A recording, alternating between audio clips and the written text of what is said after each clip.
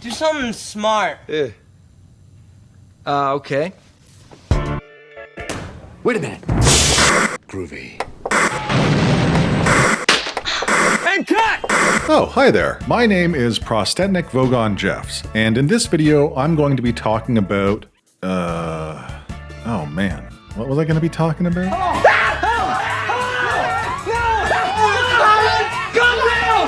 Oh, right. Idiocracy. This video is all about Mike Judge's 2006 cult classic movie about consumerism, anti-intellectualism, and dysgenics. Whoa, that's a new one. Dysgenics refers to the inheritance of undesirable characteristics to the detriment of future generations. Put simply, it's modern-day actions that result in unfavorable outcomes for human beings. Well, it started off boring and slow. Idiocracy is basically an uber-satirical version of H.G. Wells's The Time... Anyway, Idiocracy is basically an uber-satirical version of H.G. Wells's The Time Machine, with a bit of Twilight Zone and Mad TV thrown in for good measure. And even though it's a couple decades old, it feels like it could have been made yesterday. Who's coming with me, man?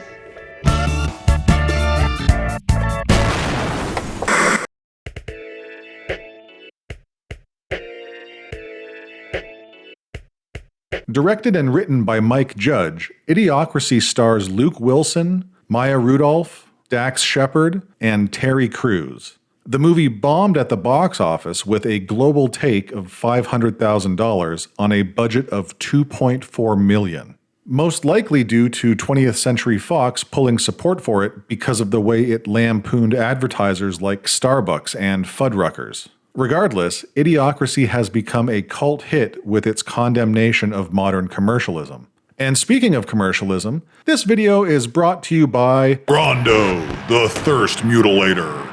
It's got what plants crave.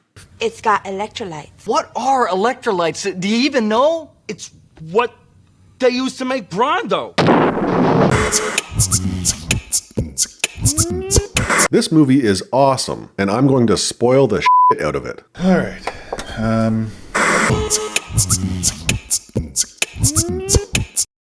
Okay, so it's 2005, and Luke Wilson is Joe Bowers, a librarian in the United States Army. He's an exceptionally average dude without much ambition, but the Army needs test subjects for a top-secret suspended animation program. Meet Joe Bowers, our first subject for the human hibernation experiment.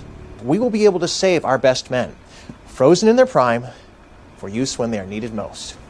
Mr. Bowers was chosen primarily for how remarkably average he is. Lacking a suitable female armed forces candidate, a prostitute is contracted. We did, however, have to come to an arrangement with her pimp. Maya Rudolph's Rita reluctantly goes along with everything, and the two conscripts are frozen and locked away. Unfortunately, a scandal forces the military base to close, and Joe and Rita, who were only supposed to be in hibernation for a year, are forgotten about for 500. During those lost centuries, human intelligence degrades to catastrophic levels. The population explodes with idiots, and a garbage avalanche pushes Joe and Rita's hibernation chambers into the city, waking them from their slumber. Joe, having disturbed Frito Pendejo during the new episode of Ow, My Balls, is thrown out into the street. Disoriented, he wanders the city until he finds St. God's Memorial Hospital and seeks help. After navigating a morass of stupidity, Joe eventually gets an appointment with Dr. Lexus, who isn't much help at all. Joe realizes what's happened. He's been transported 500 years into the future, and begins freaking out. Likewise, Dr. Lexus loses it when he realizes Joe doesn't have a wrist barcode. Joe makes a run for it, leaving the hospital and wandering the streets until he stumbles upon a theater playing the movie Ass. It won 8 Oscars that year. After taking in the award-winning picture, Joe makes his way to a Carl's Jr., but is arrested soon after. At his trial, Joe is appointed representation, and it turns out to be none other than Frito Pendejo. You, robbed a hospital? Yeah, I'm not guilty. That's not what the other lawyer said. I mean, listen. Rather, he throws Joe under the bus and accuses him of destroying his apartment. The whole courtroom turns on Joe and he is found guilty. Meanwhile, Rita has returned to her life as a prostitute and tries to contact her pimp, Upgrade. On his way to prison, Joe is given a wrist barcode for his identity, but due to a miscommunication with the computer, his name is registered as Not Sure, and shortly after, he is administered an IQ and aptitude test. Upon arriving at the penitentiary, Joe tries to bullshit his way out by telling a guard that he's already served his sentence. I'm actually supposed to be getting out of prison today, sir. Hey, let this dumbass through. The ploy works, for the most part, and Joe manages to escape. Later that evening, Joe returns to Frito's apartment and convinces him to help. Joe figures that in the past 500 years, someone was bound to have invented a time machine. A time machine for time travel. Do they have one? And Frito confirms it. There is, in fact, a time machine, and Frito agrees to take Joe there for a few $1 billion. 30, Frito. $30 billion. Inflation. The police show up and bust into Frito's apartment, just as Joe and Frito escape. They drive through the city to find Rita, avoiding the police patrols. But during a conversation about Rita's former pimp, Upgrade, Joe's wrist barcode is accidentally scanned and the police deactivate Frito's car. Joe, Rita, and Frito are forced to head out on foot. Frito guides them to the time machine, located within the local Costco. Unfortunately, Joe's wrist barcode gets scanned again and he's soon arrested. But he isn't taken back to prison. No, this time he's escorted to the White House. I'm the smartest guy in the world? Says who? The IQ test you took in prison. His IQ scores were off the charts. You got the highest score in history. Yeah, dumbass. You're even smarter than President Camacho. He's the smartest person on Earth. And Dwayne Elizondo Camacho, the President of America, appoints him the Secretary of the Interior. Joe is then sworn in at the House of Representatives, and President Camacho... oh my God. President Camacho stood before the world and promised everyone that Joe would solve all their problems. Within a week, Joe continues his quest to find the time machine, but Frito can't explain how to get there because he's an idiot. So Joe asks him to draw a map. Joe then asks his fellow cabinet members to help find Rita, and later, while visiting a field of dead crops, Joe and Rita are reunited. They sneak away to discuss their escape plan, but Frito's map is less than helpful. What? Oh, God damn it. So, Joe and Rita return to the group and accidentally discover what's killing the crops. Brondo, the thirst mutilator. A sports drink packed with electrolytes has replaced water across the country. It's being used to water the crops and has been inadvertently killing them, drying out the fields and, in turn, creating dust storms. Brondo's parent company, during a budget crisis nearly 200 years prior, had purchased the FDA and the FCC. And even though Brondo has what plants crave, it turns out the electrolytes were salting the crops and killing everything off. But Brondo's got what plants crave. So Joe tells everyone he can talk to plants and convinces them to switch to actual water. At the White House, Joe and Rita bond before bedtime. She's grateful to Joe for getting her a presidential pardon and saving her from prison. The next morning, a crowd of angry ex-Brondo employees protest outside of the White House. How come nobody's buying Brondo the thirst mutilator? It turns out that Brondo, because of Joe's decision to use water on the crops, This is all your fault? What? Yeah, this is your fault. has lost all of their stock value. Half the country works for Brondo. Not anymore. We're all unemployed. Joe is immediately sent back to court and sentenced to 1 night of rehabilitation, a public execution via monster truck demolition derby. As Joe prepares for his showdown with Dilldozer and Ass Blaster, Rita spots a flower growing outside of the White House. She and Frito head to the rehabilitation arena and try to convince President Camacho to stop the execution. You gotta stop this thing! He was spraying him in the water! We passed some crops on the way here! They're growing! President Camacho ignores Rita's plea as Joe outsmarts Dilldozer and Ass Blaster. Rita and Frito grab a cameraman and head out to the fields, while Joe faces off against Beef Supreme, an undefeated rehabilitation officer.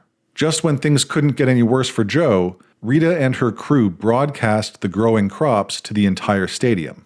As Beef Supreme descends on Joe for the killing blow, he is hip-checked by President Camacho, who immediately gives Joe a presidential pardon. At a White House party, Rita tells Joe she's not going to go back in time with him. She wants a fresh start from her life as a prostitute. And President Camacho makes Joe My new vice president! Reluctant at first, wanting to travel back to his own time, Joe eventually realizes the future needs him and decides to stay. He then finds out that the time machine wasn't actually a time machine, but rather an amusement park ride. You thought you could really travel through time, huh? Yeah, I guess I did. Yeah. Anywho, Joe eventually becomes the president, marrying Rita and having 3 smart children with her. Frito becomes the vice president and has 32 dumb-as-dirt kids. The world begins to heal. Kinda. Sorta. The end.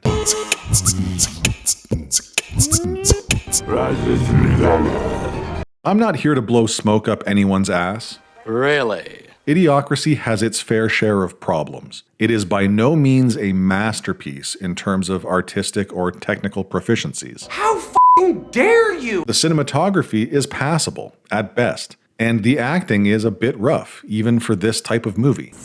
Okay, great. But even though we've seen this concept in other forms, we've seen the time traveling to a dumbed-down future shtick before, Mike Judge manages to make it feel fresh and even prophetic. Uh-oh. Look. It's nearly 20 years old, but many of the themes and messages feel more relevant today than ever before. The world of 2505 might as well be 2024. Part of this has to do with Idiocracy being a satire of the early 2000s. Most of what's being addressed in this movie was already evident at the beginning of the current century. The takeover of health agencies by corporate interests, the dependence on media, the dumbing down of the education system. Idiocracy just turned it all up to 11 to drive the point home.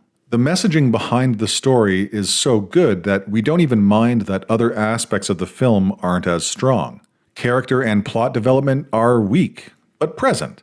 I'm not trying to say they're non-existent. They're both here, just not as strong as they could have been. Joe's arc from lackadaisical librarian to reluctant leader feels rushed. Rita's arc from prostitute to Starbucks CEO is completely unearned. I can't watch this. And I can already hear some folks out there typing away saying, It's a comedy, man. Like, it's not supposed to have good character development. Shut up. Fine. We'll move on. I think part of the problem here is the runtime. Idiocracy clocks in at under 80 minutes. Under 80 minutes, with a huge chunk of that time being dedicated to expositional narration. And while I appreciate brevity in cinema, I could have handled an extra 10 minutes of character development. I could have handled a bit more diversity of corporate lampooning. Welcome to Costco. I love you. At the end of the day, the runtime for this movie makes it clear that this was really just the beginnings of a perfect satire. It's a movie that got stuck halfway between third base and home plate. And it's a movie that could have benefited from a well-defined antagonist. Sure, you can say that Joe's antagonist is all of the idiots he has to deal with in the future. Hell, you can even get away with saying Joe's attitude and lack of ambition is his own worst enemy. But let's get real. This movie would have been better if Upgrade hadn't been relegated to a post-credits joke, or if Camacho had been more integral as an obstacle to Joe's success, or if Beef Supreme had been a more ever-present and relentless threat. But I'm just nitpicking here, because even with all of its failings, Idiocracy is still worth watching. It's engaging and thought-provoking and, most importantly, funny and entertaining. And it deals with its themes without hammering us over the head about them, without guilt-tripping the audience with over-politicized messages. Don't get me wrong, the movie isn't trying to be subtle, but it also doesn't feel like it's lecturing the audience like a lot of modern movies. Idiocracy is a great example of what happens to movies that bite the hand that feeds them. Mike Judge and his crew went after corporatism and commercialism without regard for his financial sources, and found out what happens when you insult the sponsors. You're so smart, why don't you know that? Despite his success with Office Space, Idiocracy was more or less shelved. Thank you so much. It received almost no marketing support and a limited release. 20th Century Fox tried to bury it. But thankfully, there was an audience for the movie, and they helped make it a cult classic. So if you haven't seen it already, go check it out. Because despite its flaws, Idiocracy is a great movie. Yeah? Fuck yeah.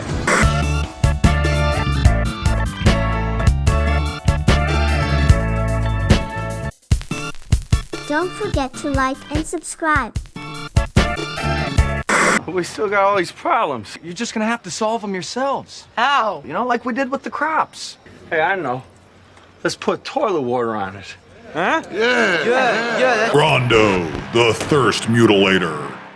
Oh, I gotta go to the time machine. I wanna go home. I don't talk like that. Shit, I thought there was two of you.